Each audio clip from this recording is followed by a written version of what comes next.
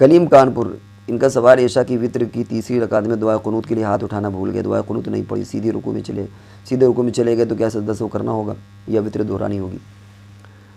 وطر میں دو وجوب جو آتے ہیں، وطر اور واجب کے علاوہ جو اس تعلق سے جو واجب ہیں جو اور نمازوں میں نہیں ہے، وہ کیا ہے؟ ایک تو ہاتھ اٹھانا، اللہ اکبر کہنا، اس ہاتھ اٹھانے میں ہاتھ اٹھانا واجب نہیں ہے، اللہ اکبر کہنا واجب ہے، اور دوسرے دعائے قنوت پڑھنا۔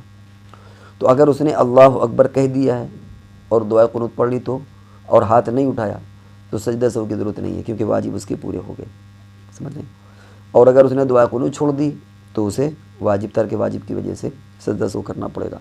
تو کل ملا کر کے اگر ہاتھ اٹھانا بھول گیا، اور اب دو شکلیں ہیں، ہاتھ اٹھانا بھول گیا، آپ نے یہاں پر اللہ اکبر کا تذکرہ نہیں کیا، اس لیے ہم واضح کر دیں کہ ہاتھ اٹھانا بھول گیا، دعا قنوت نہیں پڑھی، آپ نے تو یہ کہا دعا قنوت نہیں پڑھی، تو ظاہر بات ہے کہ دعا قنوت نہ پڑھنے کی وجہ سے اس پر سجدہ سہو ہوگا۔ لیکن ہم تو یہ کہتے ہیں کہ اگر اس نے دعا قنوت پڑھ لی لیکن ہاتھ نہیں اٹھایا اور اللہ اکبر بھی کہہ لیا تھا، تب بھی اس کے دل میں سجدہ سہو نہیں ہے۔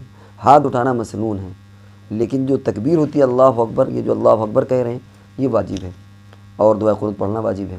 تو ہاتھ اگر اٹھانے میں دھوکہ ہو گیا، نہیں اٹھا پایا، اور اس نے اللہ اکبر کہہ لیا اور دعا قنوت پڑھ لی تو سجدہ سہو نہیں ہے۔ اگر وہ اللہ اکبر کہنا بھول گیا ہو تو چاہے وہ ہاتھ اٹھا لے تب بھی اس کو سجدہ سہو کرنا پڑے گا، کیونکہ وہ اللہ اکبر کہنا بھول گیا۔ تو ایک بندے نے ہاتھ بھی اٹھا لیا، دعا قنوت بھی پڑھی، لیکن اللہ اکبر کہنا بھول گیا تو ایسی شکل میں اس کے ذمے سجدہ سہو ہوگا۔ تو یاد کر لیجئے کہ ہاتھ اٹھانا یہ واجب نہیں ہے، بلکہ اللہ اکبر کہنا واجب ہے، اور دعا قنوت تو واجب ہے ہی۔